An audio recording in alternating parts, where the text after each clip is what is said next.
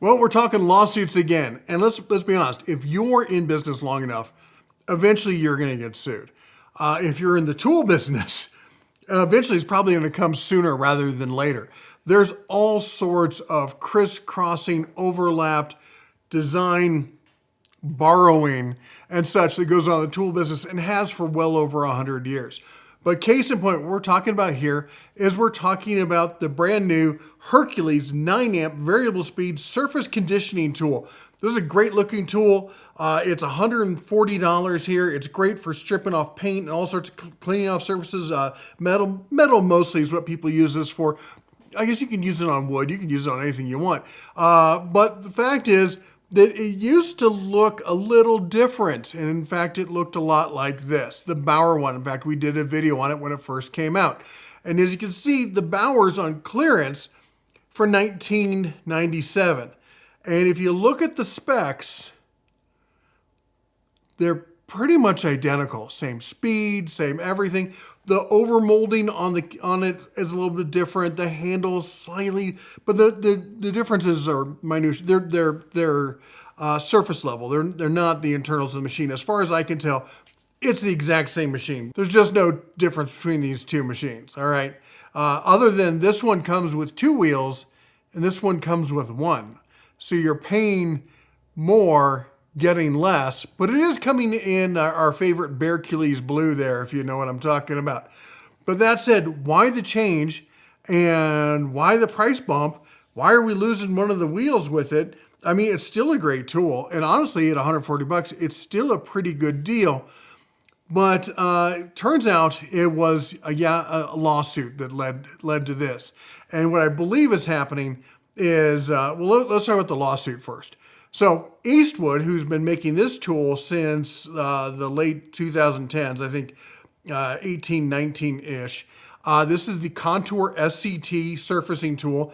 And if you look at the specs on this, it's nearly identical. You look at the design, again, under the surface, pretty much identical. 9 amp tool, same rear handle controls, the whole 9 yards. The drums are interchangeable as far as I understand. Even the top handle looks the same as the Bauer one did. And so what happened? Well, naturally, Eastwood's got a patent on this. You can see it right there, patent D814261.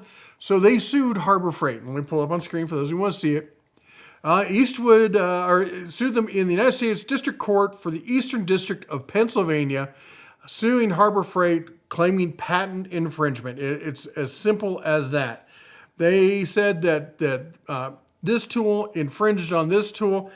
And I'll be honest, as a layman sitting back, I'd say it clearly does. I mean, a lot of people said it when it came out, like, how is this happening? Well, this is where things get a little weird. And I thought when I saw this that, at least when I first even heard the rumors about the lawsuit, I thought there's no way, because if Eastwood was going to sue Harbor Freight, then how wasn't Eastwood getting sued by Restorer? Because let's be honest, Restorer is the one who invented this tool.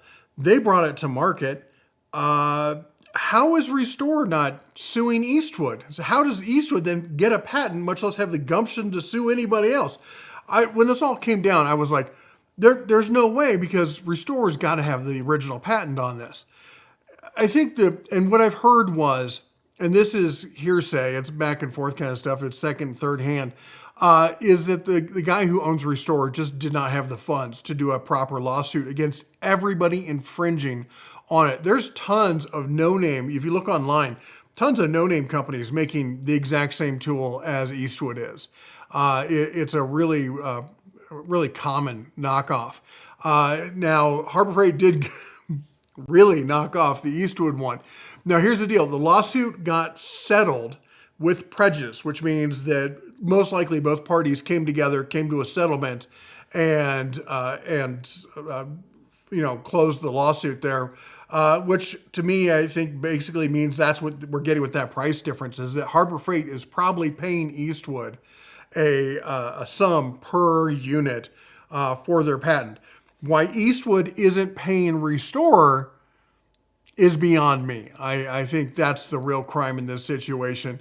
Is Harbor Freight wrong in copying them? I don't know. I don't know if they knew that Eastwood had a patent, how they got that patent. It was beyond me. But you can make your call on that. Again, these companies copy off of each other all the time. Snap-on just copied a wrench design that Harbor Freight has and that a bunch of other people have. It's been going round and round and round since tools started. Just watch any of my history of tools videos, and you'll see that it's everywhere. It's all across the spectrum. And I'm not apologizing for Harbor Freight in this kind of situation. They got their hand slapped, and they're going to have to pay. I do think it's stupid that Eastwood got the patent, because there clearly is prior work, which, if you understand patents, that's an important thing. And anyway, I think the whole money should be going to, if anybody's getting money, I think it should be going to the restorer guy, if I wasn't clear on that. Now, a lot of people are going to try and chime in here going, well, you're being a hypocrite because you just talked about how it was terrible that Vevor was, getting sued, and you're not upset that Harbor Freight's getting sued. First of all, Harbor Freight's getting sued by another company. They're not getting sued by an individual for something that happened with the device. And actually, that's not even really the point. And that wasn't the point of the other video with Vevor. The point of Vevor is Harbor Freight got sued. And they're like, okay, here's our address. Sue us. And we'll stand up in court and we'll deal with it. And they dealt with it. Vevor doesn't. Vevor is a ghost. They lie about their addresses. They move all the time. They move to different countries and different cities. They jump around. They use different names, different filings. The whole issue with Vevor is that they play a shell game, whereas other companies in this industry, they have a set address. That's us. If you need to sue us, we'll receive it and we'll sign for it. So that's where the difference is on that. And I think that a lot of you seem to miss that, and it's really sad that I have to explain that to grown adults. We said it in the video, and yet a lot of you seems to have purposely dodged the main issue in that. Anyway. Point is that's for a lot of people been asking, why is the Bauer going away and why is the Hercules more expensive? Now you know. And I think the key takeaway to this clearly is that you need to get yourself to a Harbor Freight and buy the Bauer for $120 while you still can. In fact, that whole parking lot sale got extended for a few days, and you might be able to get it even on a bigger discount. So good luck with that. That's all we got for you today. You all take care. God bless. And as always, shine on.